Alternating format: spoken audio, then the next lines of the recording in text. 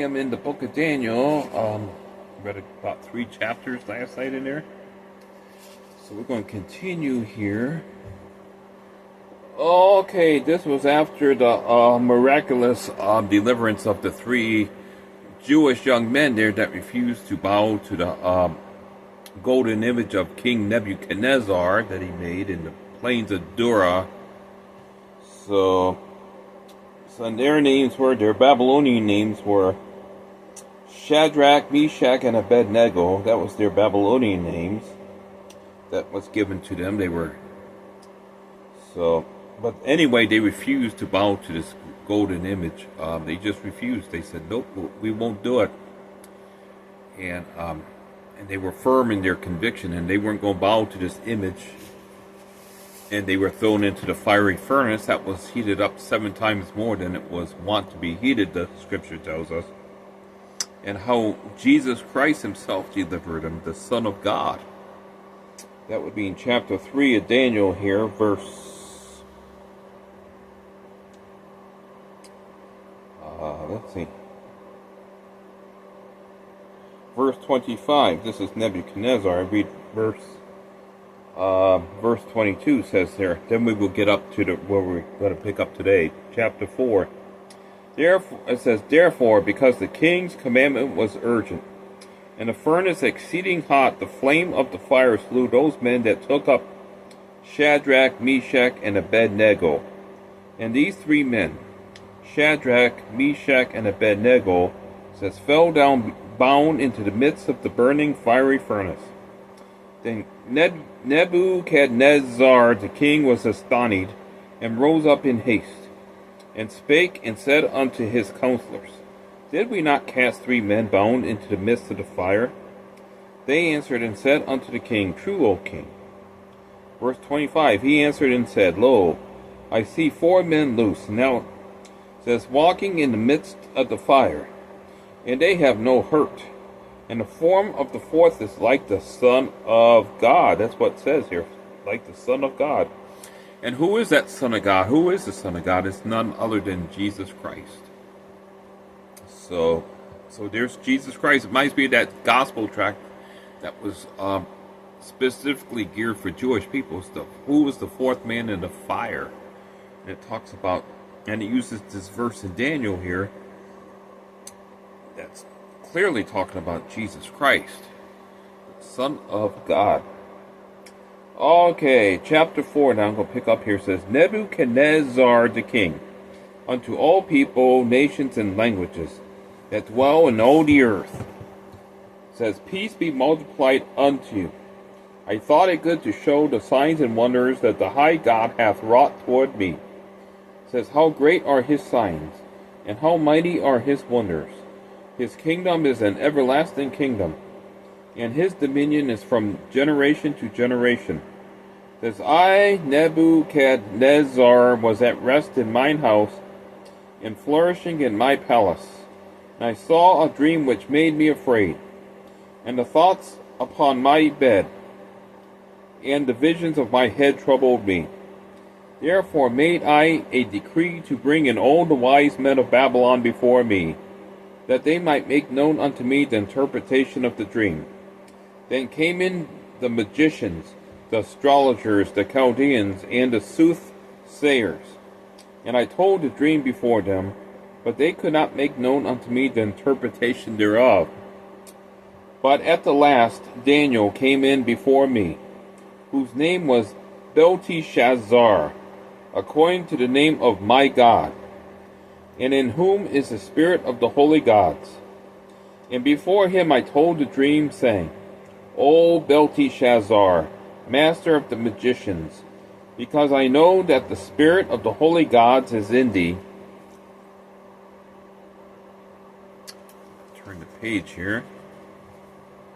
And no secret troubleth thee. Tell me the visions of my dream that I have seen, and the interpretation thereof. Thus were the visions of mine head in my bed. I saw, and behold, a tree in the midst of the earth, and the height thereof was great.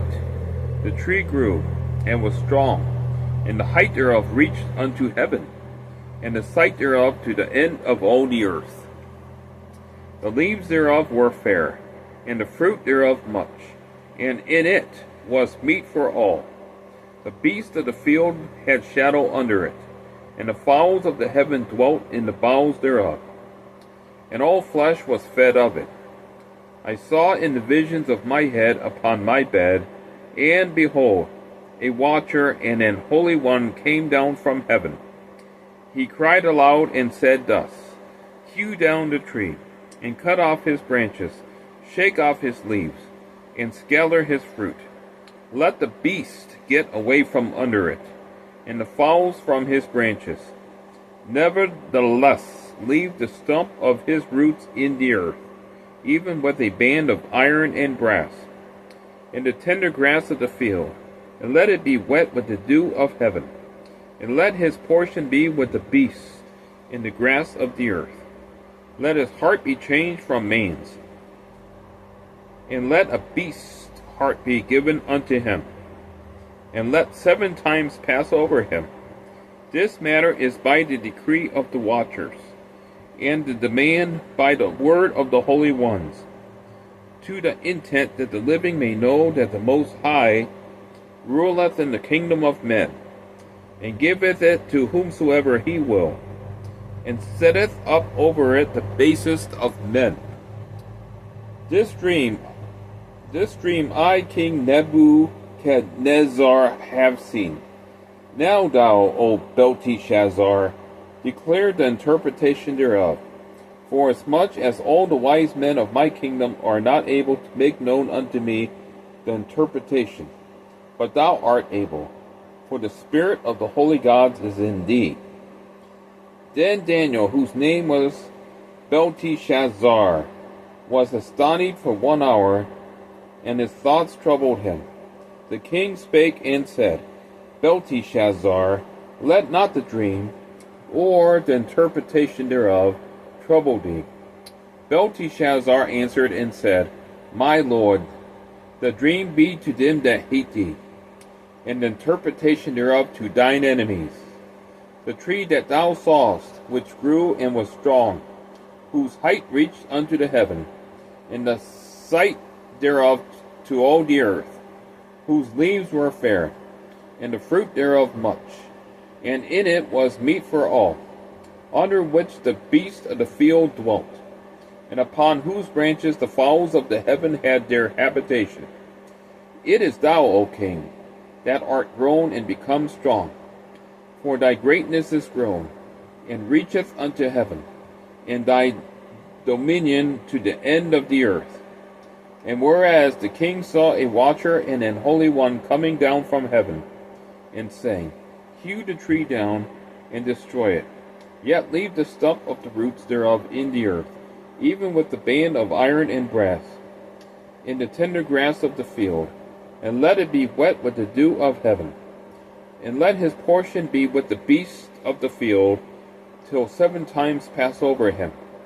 Says, this is the interpretation, O king, and this is the decree of the Most High, which is come upon my lord the king, that they may drive thee from men, and thy dwelling shall be with the beasts of the field, and they shall make thee to eat grass as oxen, and they shall wet thee with the dew of heaven, and 7 times shall pass over thee, till thou know that the Most High ruleth in the kingdom of men, and giveth it to whomsoever he will. A little light has shined a little light on this here.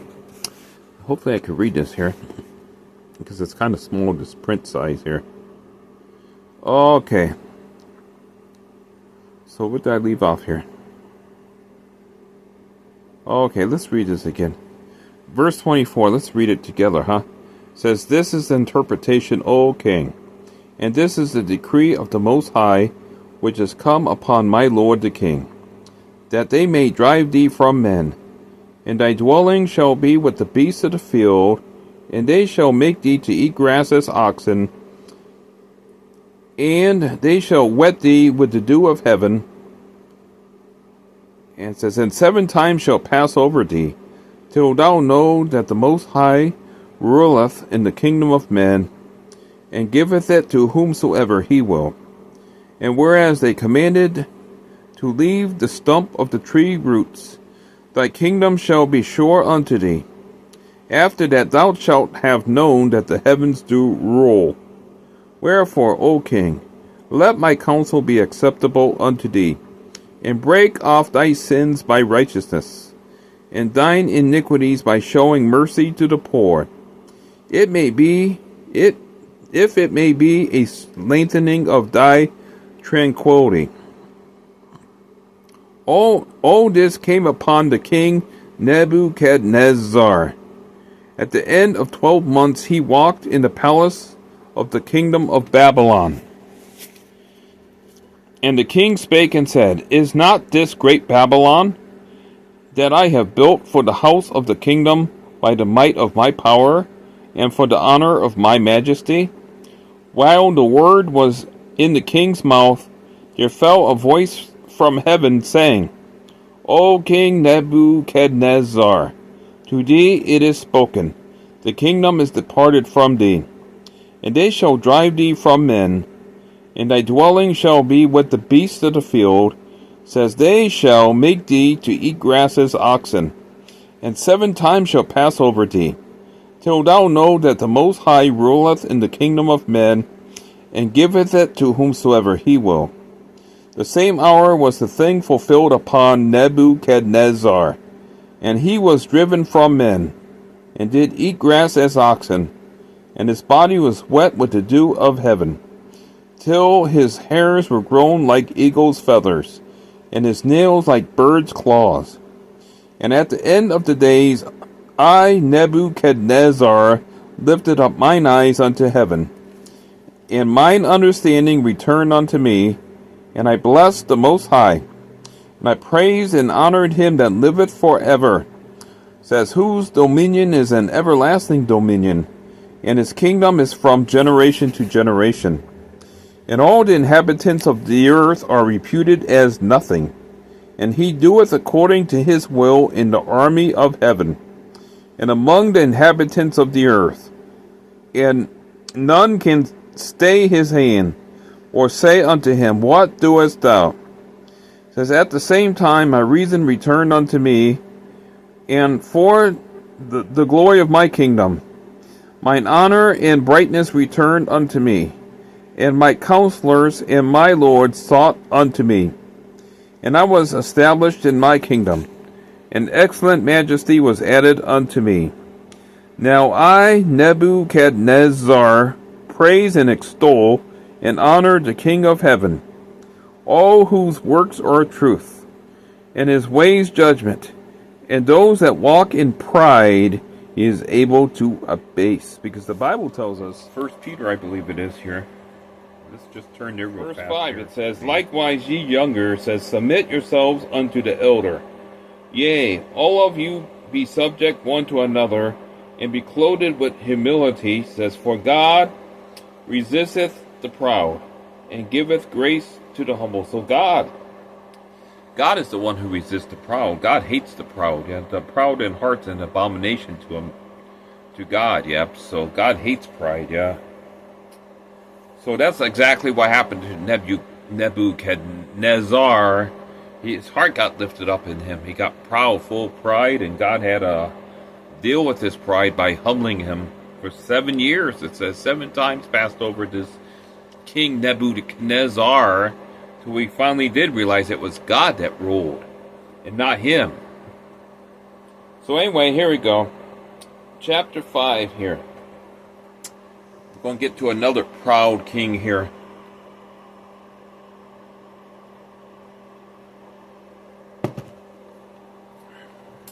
Okay, chapter 5. Belshazzar, the king, made a great feast to 1,000 of his lords. It says, and drank wine before the 1,000. Belshazzar, whilst he tasted the wine, commanded to bring the golden and silver vessels which his father Nebuchadnezzar had taken out of the temple which was in Jerusalem, that the king and his princes, his wives and his concubines might drink therein. It says, when they brought the golden vessels that were taken out of the temple of the house of God, which was at Jerusalem. Let me read this again. I think I read it wrong. Then they brought the golden vessels, that were taken out of the temple of the house of God, which was at Jerusalem. Okay, that's right there. And the king and his princes, his wives and his concubines drank in them. They drank wine and praised the gods of gold and of silver and of brass, of iron, of wood and of stone. It says, in the same hour came forth fingers of a man's hand and wrote over against the candlestick upon the plaster of the wall of the king's palace. And the king saw the part of the hand that wrote. Then the king's countenance was changed, and his thoughts troubled him, so that the joints of his loins were loosed, and his knees smote one against another. The king cried aloud to bring in the astrologers. There we go again, the astrologers, the Chaldeans, and the soothsayers.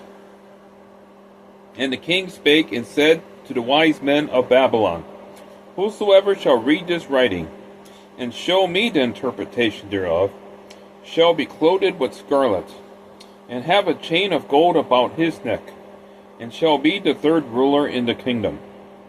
Then came in all the king's wise men, but they could not read the writing, nor make known to the king the interpretation thereof. Then was King Belshazzar greatly troubled, and his countenance was changed in him, and his lords were astonished. Now the queen, by reason of the words of the king and his lords, came into the banquet house, and the queen spake and said, O king, live forever. Let not thy thoughts trouble thee, nor let thy countenance be changed. There is a man in thy kingdom, in whom is the spirit of the holy gods. And in the days of thy father, light and understanding and wisdom, like the wisdom of the gods, was found in him, whom the king Nebuchadnezzar, thy father, the king, I say, thy father, made. Let's see, turn the page here. Made. Okay,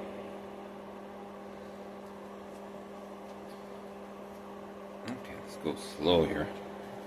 Made master of the magicians, astrologers, Chaldeans, and soothsayers, forasmuch as an excellent spirit and knowledge and understanding, says interpreting of dreams and showing of hard sentences and dissolving of doubts, were found in the same Daniel, whom the king named Belshazzar. Now let Daniel be called, and he will show the interpretation. Then was Daniel brought in before the king.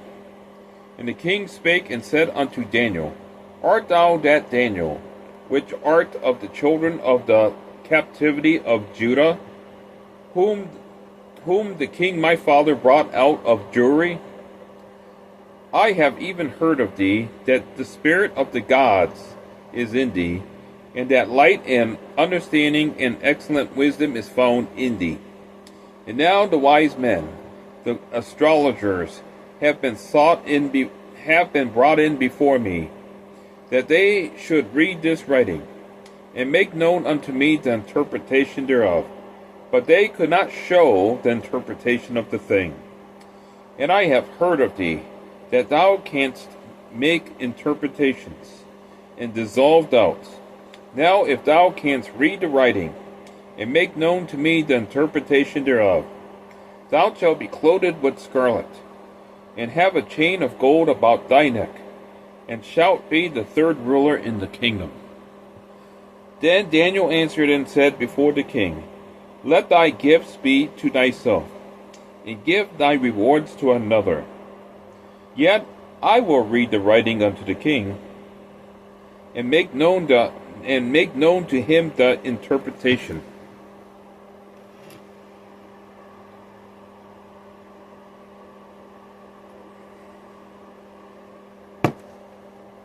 Okay.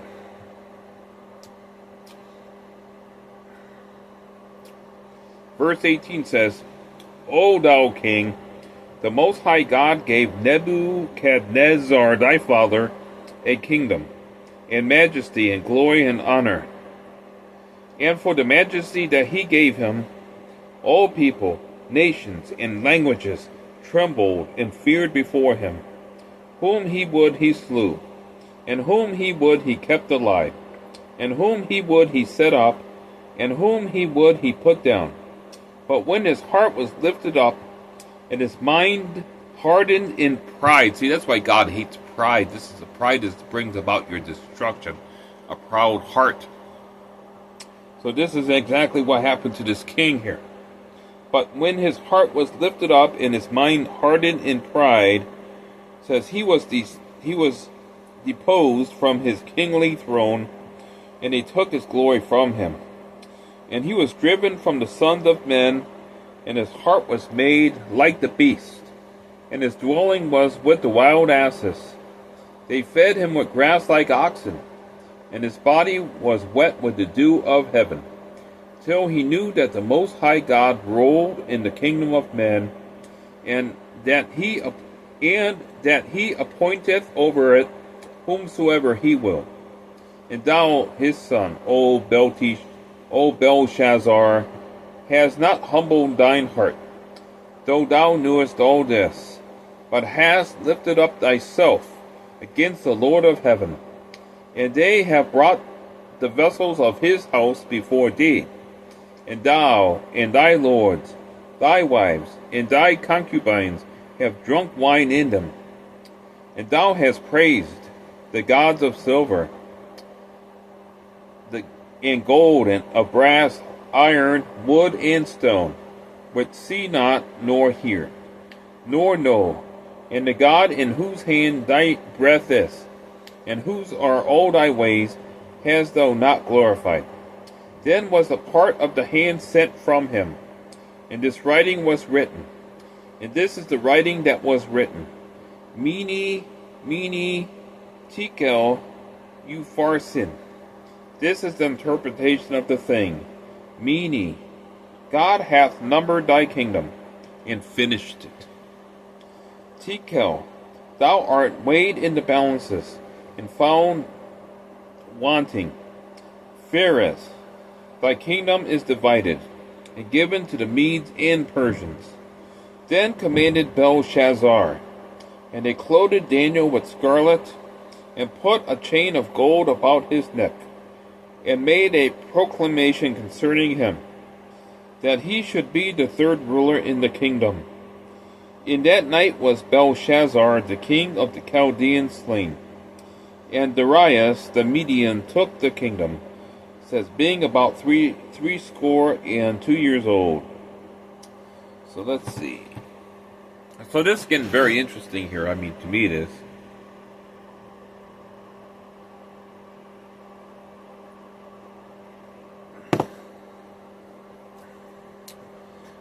Going to get very interesting here. So you can see how pride brings about one's own destruction, one's own demise too. If you think about it, this king was pretty much finished here. So this Belshazzar was slain that same night because his heart got lifted up in pride, just like his father Nebuchadnezzar. The same thing, but he was eventually brought back to his kingdom after he was humbled and he knew that the Most High God ruled in the affairs of men. But this king here went even further than Nebuchadnezzar. So he was actually slain and left this world, that's for sure. And in hell right now, this Belshazzar is in hell right now. Just like that lost Martin Luther there in hell, because they died in their sin. So right now he's in hell, this Belshazzar in hell. So chapter 6 here says this: It pleased Darius to set over the kingdom 120 princes, which should be over the whole kingdom, and over these 3 presidents, of whom Daniel was first, that the princes might give accounts unto them, and the king should have no damage. So there's a new kingdom that came into being here. It was the the Medo-Persian Empire that came into being here. That followed the. Remember about the vision of the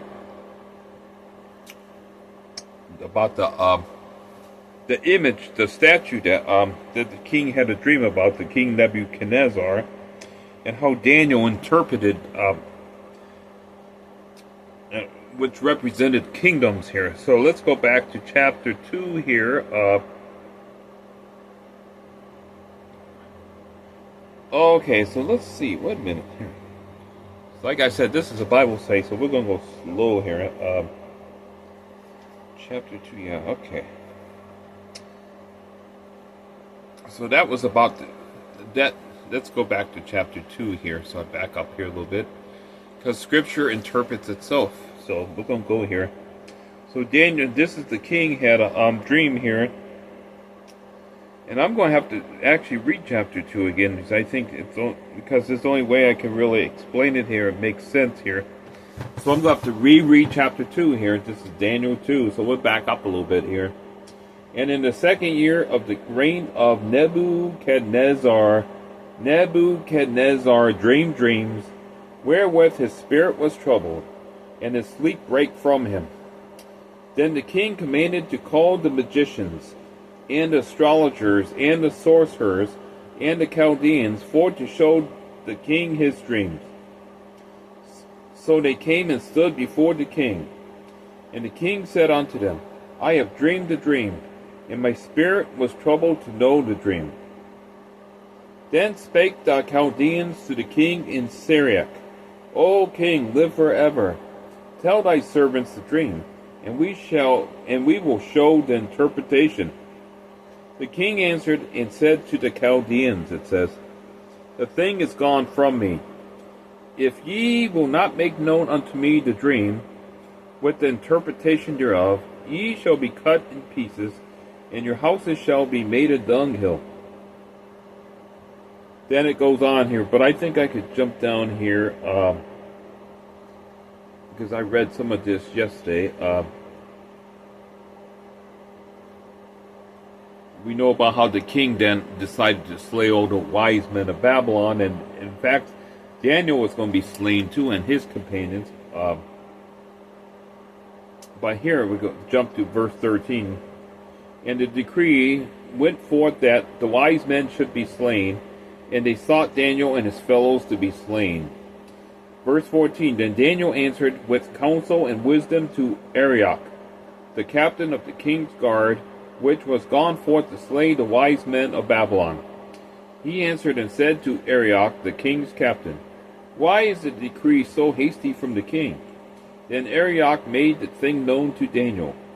Then Daniel went in and desired of the king that he would give him time, and that he would show the king the interpretation. Then Daniel went to his house, and made the thing known to Hananiah, Mishael, and Azariah his companions, that they would desire mercies of the God of heaven concerning this secret, that Daniel and his fellows should not perish with the rest of the wise men of Babylon. Then was the secret revealed unto Daniel in a night vision. Then Daniel blessed the God of heaven. Then it goes on here. Let's jump down to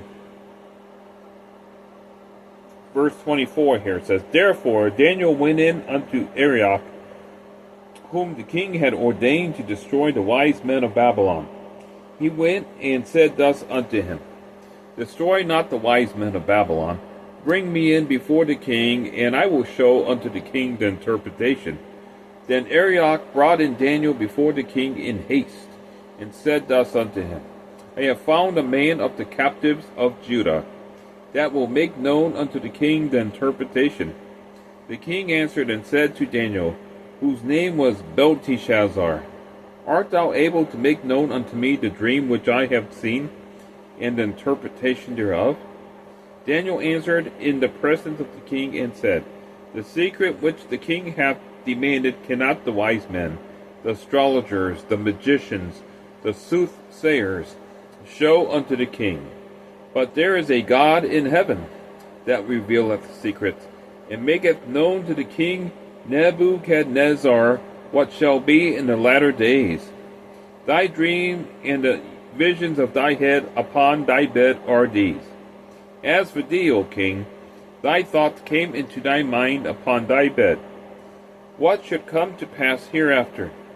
And he that revealeth secrets maketh known to thee what shall come to pass. But as for me, this secret is not revealed to me for any wisdom that I have more than any living, but for their sakes that shall make known the interpretation to the king, and that thou mightest know the thoughts of thy heart. Thou, O king, sawest and behold a great image. This great image, whose brightness was excellent, stood before thee, and the form thereof was terrible. This image's head was of fine gold, his breast and his arms of silver, his belly and his thighs of brass, his legs of iron, his feet part of iron and part of clay. Thou sawest till that a stone was cut out without hands, which smote the image upon his feet, that were of iron and clay, and brake them to pieces. Then was the iron, the clay, the brass, the silver, and the gold broken to pieces together, and became like the chaff of the summer threshing floors. And the wind carried them away, that no place was found for them. And the stone that smote the image became a great mountain, and filled the whole earth. This is the dream, and we will tell the interpretation thereof before the king. Thou, O king, art a king of kings, for the God of heaven hath given thee a kingdom, power, and strength, and glory. And wheresoever the children of men dwell, the beasts of the field and the fowls of the heaven hath he given into thine hand, and hath made thee ruler over them all. Thou art this head of gold. So here we go. So Nebuchadnezzar, his Babylonian kingdom was the head of gold here, represented in this image, this statue. I guess you could say a statue image. They had a dream about this Nebuchadnezzar. So it says, Thou art this head of gold. And after thee shall arise another kingdom inferior to thee, and another third kingdom of brass, which shall bear rule over all the earth. So after Nebuchadnezzar's kingdom, after the Babylonian, represented by this head of gold here, there shall arise, and after thee shall arise another kingdom inferior to thee. So in that kingdom was represented by, let's go back here. Okay, verse 32 says, the image's head was of fine gold, so that would represent the Babylonian kingdom. His breast and arms of silver, so that would represent the Medo-Persian Empire, which took place here in, back up to where we're reading at chapter 6 here. Okay, I have to go back to the beginning of chapter 6. It pleased Darius. Okay, wait a minute. Actually, verse 5 here. Chapter 5. Okay, this is after Belshazzar here and his foolishness by being, after what he pulled there. It says in verse 30, it says, this is chapter 5 now. Verse 30 says, that in that night was Belshazzar, the king of the Chaldeans, slain. And Darius the Median took the kingdom, so that would be that kingdom of silver there, which was the arms of silver, right? Let's see, let me just verify this here, so I don't get anything incorrect here. Okay, so let's see. So the image's head was of fine gold, so that would be the Babylonian kingdom there. His breast and arms of silver, so the breast and arms were of silver, which represented the Median, the Medo-Persian Empire there. So that would be verse 31. And Darius the Median took the kingdom, says being about 62 years old. So that's chapter 5, verse 31. And now chapter 6 we're in. It pleased Darius to set over the kingdom. So this would be the second kingdom of the image of Nebuchadnezzar's dream. And it pleased Darius to set over the kingdom 120 princes, which should be over the whole kingdom, and over these 3 presidents, of whom Daniel was first, that the princes might give accounts unto them, and the king should have no damage. Then this Daniel was preferred above the presidents and princes, because an excellent spirit was in him, and the king thought to set him over the whole realm. Then the presidents and princes sought to find occasion against Daniel concerning the kingdom. Sound like envy to me, yeah? They were envious of Daniel. It says, but they could find none occasion nor fault, for as much as he was faithful, talk about Daniel, neither was there any error or fault found in him. Then said these men, we shall not find any occasion against this Daniel, except we find it against him concerning the law of his God. Then these presidents and princes assembled together to the king, and said thus unto him, King Darius, live forever. All the presidents of the kingdom, the governors and the princes, the counselors and the captains, have consulted together to establish a royal statute, and to make a firm decree, that whosoever shall ask a petition of any god or man for 30 days, save of thee, O king, he shall be cast into the den of lions. Now, O king, establish the decree, and sign the writing, that it be not changed, according to the law of the Medes and Persians, which altereth not. Wherefore, King Darius, sign the writing and the decree. Verse 10. Now when Daniel knew that the writing was signed, he went into his house, and his windows being open in his chamber toward Jerusalem, says he kneeled upon his knees 3 times a day, and prayed, and gave thanks before his God, as he did aforetime. So Daniel knew that this decree was signed and all that became law, but yet Daniel continued to pray like he always did, even though he knew that this new edict was signed by the king himself. So let's see what happens here. Verse 11 says, Then these men assembled and found Daniel praying and making supplication before his God. It was kind of a setup. They did this as a setup to set Daniel up because they were envious of him. That's what this was all about, envy. Just plain old envy, folks. Okay.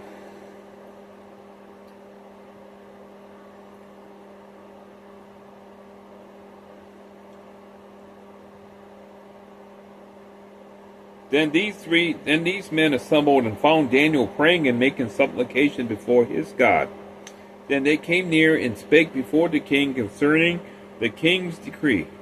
Hast thou not signed a decree, that every man that shall ask a petition of any god or man within 30 days, save of thee, O king, shall be cast into the den of lions?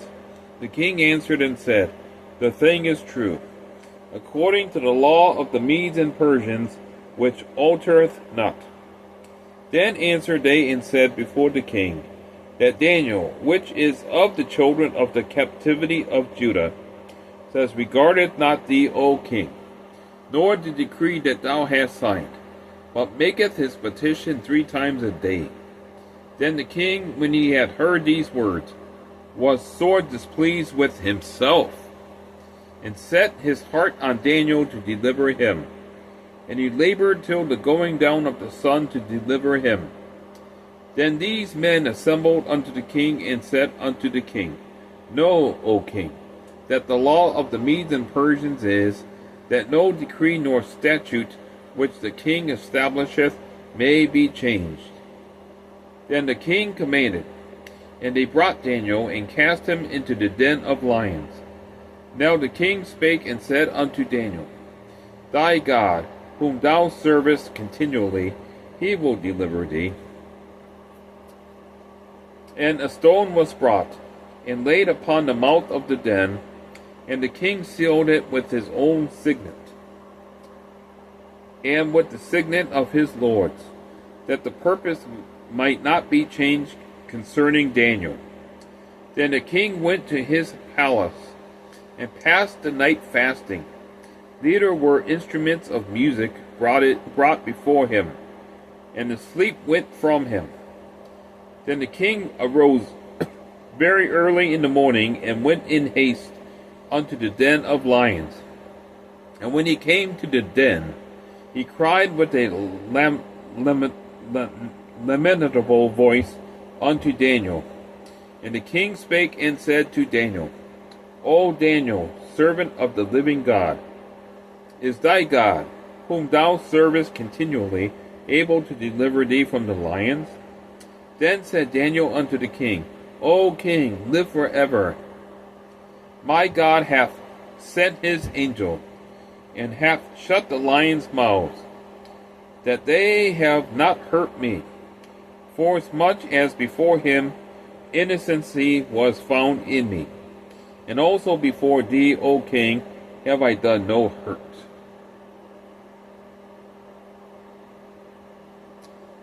Then was the king exceedingly glad for him, and commanded that they should take Daniel up out of the den.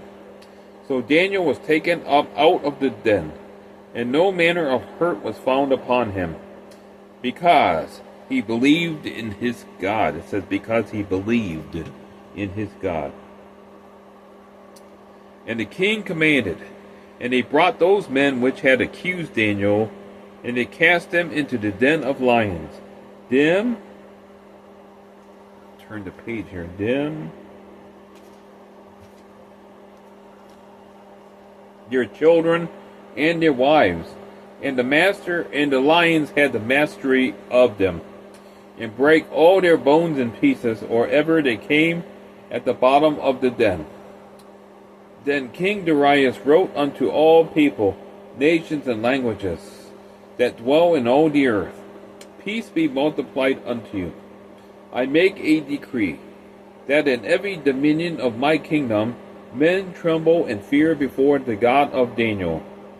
For he is the living God, and steadfast forever, and his kingdom that which shall not be destroyed, and his dominion shall be even unto the end. He delivereth and rescueth, and he worketh signs and wonders in heaven and in earth, who hath delivered Daniel from the power of the lions. So this Daniel prospered in the reign of Darius, and in the reign of Cyrus the Persian. Okay, so what I'm going to do here, because we're going to get into some prophetic visions here, I'm going to leave off here at chapter, end of 6 here, and we're going to pick up chapter 7 next time, because we're going to get into, it's going to turn a page here, we're going to start getting into some prophetic visions here. So that's what I'm going to leave off here, just for that sake here, because we're going to take that separately, because it's very, it gets very deep. It's going to be very, very deep here, what we're going to get into here. So pick it up at chapter 7 next time here, in a good old book of Daniel here. I love this book here. It's a fascinating book, but it's a book of encouragement. It's a book of wonders. It's a book of it tells us what the future is going to be too. What we're going to face in this world that we're living in. It's going to be coming to pass here. It talks about the coming Messiah too, Jesus Christ too. So